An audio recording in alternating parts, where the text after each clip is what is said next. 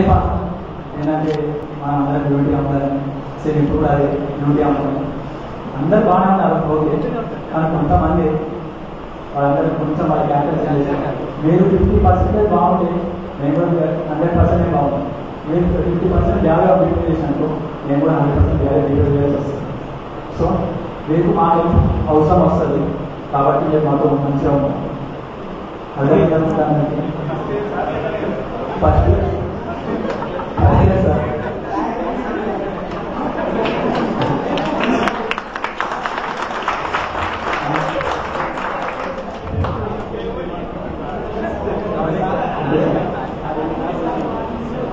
చెప్పరా.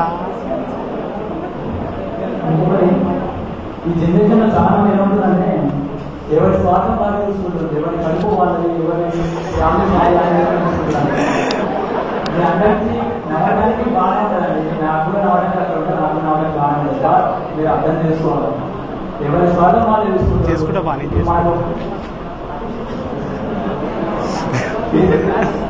ఎవరి స్వార్థం వాళ్ళు చూసుకుంటున్నాండి. కానీ ఇది కరెక్ట్ కాదు. మన గురించి మనం ఆలోచించుకోవద్దండి. మన ఫ్రెండ్స్ ఉంటారు, మన పూర్ పర్సన్స్ ఆలోచించులో కొంచెం ఆలోచించాలి. మన ఫ్యామిలీస్ ఉన్నాయి, ఎంతో కొంత మనం ఉన్నది కాబట్టి మన ఫ్యామిలీ మనం హ్యాపీగా చూసుకుంటే ఏం లేని వాళ్ళ పరిస్థితి ఏంటంటే ఒకసారి ఆలోచించండి. ఏం లేని వాళ్ళ పరిస్థితి అది పద్ధతి కాదండి. కాబట్టి హెల్ప్ చేయాలి. హెల్పింగ్ నేచర్ అనేది ఉండాలి చాలా మంది. ఇంకోటి మనం పక్కకే సిద్ధం సిద్ధిలో మూవీకి వెళ్దాం కానీ కొన్నిసార్లు వెళ్ళాలి. ఆ సిద్ధిలో మూవీకి వెళ్ళే జస్ట్ 3 hours హ్యాపీ. కానీ అవే మనకి ఒక 4% ఇస్తే 3 పూటల అన్నం దొరికి 24 hours సాటిస్ఫాక్షన్తో ఉండి లైఫ్ లాంగ్ మీరు గుర్తుపెట్టుకోవాలి. మనకి 3 hours ఒకసారి ఆలోచించాలి. హ్యాపీనెస్ కోసం వెళ్ళే 3 hours మూవీ ఇంపార్టెంటా లేదంటే ఆకలి కోసమే ఎదురు చూసే ఒక 4% ఇంపార్టెంట్.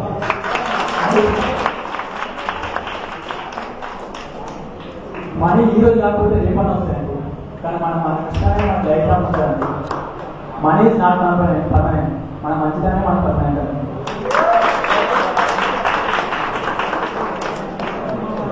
మనము దేశం మనకేం చేసిందానికంటే మన దేశానికి ఏం చేసినామని ఇప్పుడు 30% ఇప్పుడు 30% రిచ్ పర్సన్స్ ఉన్నారు, 50% మిడిల్ క్లాస్ వాళ్ళు ఉన్నారు, 20% పూర్ పీపుల్ అని తినడానికే తిరిగిన వాళ్ళు 20% ఉన్నారండి. ఈ 80% కలిసి 20% మనం ఏమంటారు 20% కవర్ చేసుకోవచ్చేదాన్ని. కానీ మనం కవర్ చేసుకోలేదు. మనకు ఒకటి అడ్రస్తుంది, అదేంటో తెలుసు స్వార్థం. ఎవరి స్వార్థం వాళ్ళదే, ఎవరి కడుపు వాళ్ళదే, ఎవరి ఫ్యామిలీ వాళ్ళదే. నేను చెప్పేది కొంచెం నవ్వు రావచ్చు, కానీ నేను చెప్పేది కరెక్ట్ కాదు ఆలోచించాను. నేను కూడా లెక్చరర్ కాదు, మిషనరీ కాదు, మా ఫ్రెండ్స్ కాదు. నేను కూడా మీ దగ్గర నుంచి వచ్చి ఒక స్టూడెంట్. నేను కరెక్ట్గా నేను అనుకుంటున్నా, మీరు కూడా అనుకుంటున్నా. మనం ఒక టైంలో ఇంకో టైంలో పెరిగి ఇంకో టైంలో చదివి మరో టైంలో మనం జాబ్ చేసి మన ఫ్యామిలీ హ్యాపీగా ఉంచుకుంటాం. ఇంకో టైంలో మనం చనిపోతాం. అంతేనా జీవితం? అదేనా జీవితం? అది కాదండి. మనం 4% ఏం చేయాలి? మన ఫ్యామిలీ కోసం మనం ఉండడం కానీ ఓకే, మన పేరెంట్స్ ఇస్తారు, తెలిసి పెద్దసి చదివి మనకు ఫ్యామిలీ ఇస్తారు కాబట్టి మనం మన ఫ్యామిలీ తెలియాలి. కానీ ఏం లేని వాడి పరిస్థితి ఏంటంటే వాడు ఫస్ట్ మన మనుషులకి మనుషులతో అంటే మన ఫ్యామిలీస్ అయినా ఇంకేమైనా రిలేషన్స్ అది ఉంటుంది. అలాగే నేను చెప్పింది కరెక్ట్ అని నేను అనుకుంటున్నా. మీరు కూడా ఏమో అట్లీస్ట్ మన హ్యాండ్ ఉన్న 5 fingers ఒకలా ఉంటుంది. అలానే నేను అందరి ఫీలింగ్స్ ఒకలా ఉంటాయని నేను అనుకోను. బట్ నేను ఫీలింగ్స్ 2 things యాడ్ చేసుకొని 2 things రిమూవ్ చేయాలి. మంచితనం, హెల్పింగ్ నేచర్ అనేది 2 things యాడ్ చేసుకొని స్వార్థం నెగిటివిటీ అనేది తీసేసేది. మనము అప్పుడు మనకి అది మనం ఎలా అయితే చేస్తామో అప్పుడు దాని తర్వాత మన లైఫ్ హ్యాపీగా ముందుకు మూవ్ అవుతుంది. ఇంకోటి ఏంటంటే మన ఏజ్ ఏదైతే ఉందో 17 to 20 వెరీ క్రిటికల్ ఏజ్. ఏజ్లో మనం చాలా ఇస్తాం, కానీ ఈ ఏజ్లో మనం చాలా జాగ్రత్తగా ఉండాలండి. ఈ ఏజ్లో ఏమాత్రం పెట్టైనా అది పక్క ధ్యానంగా మన ఫ్యూచర్లో ఎవరికి పడుతుందండి. ఎంత ఏజ్ ఎంత బాగుంటే అంత మంచిది. ఇంకోటి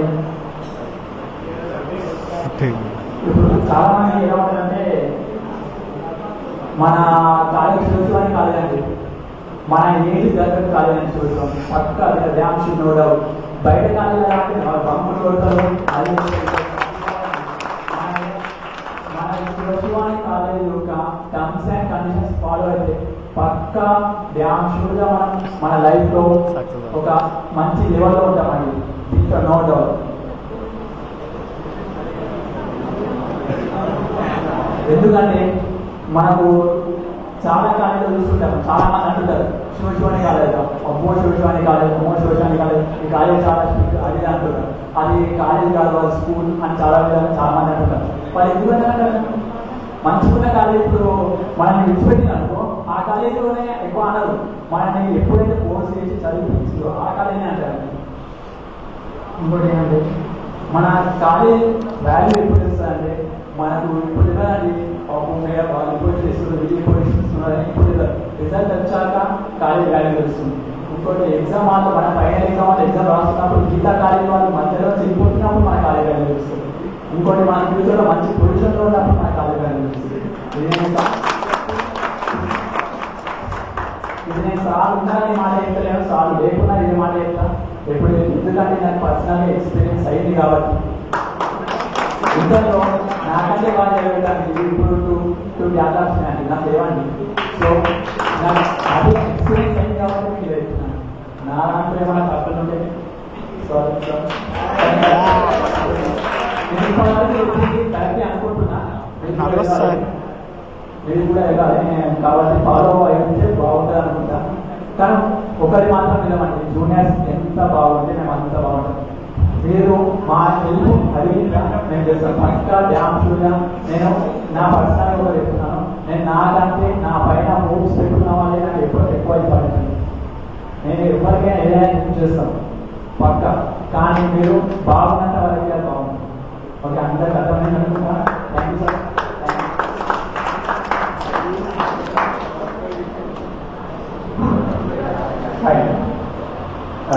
Here we are concluding.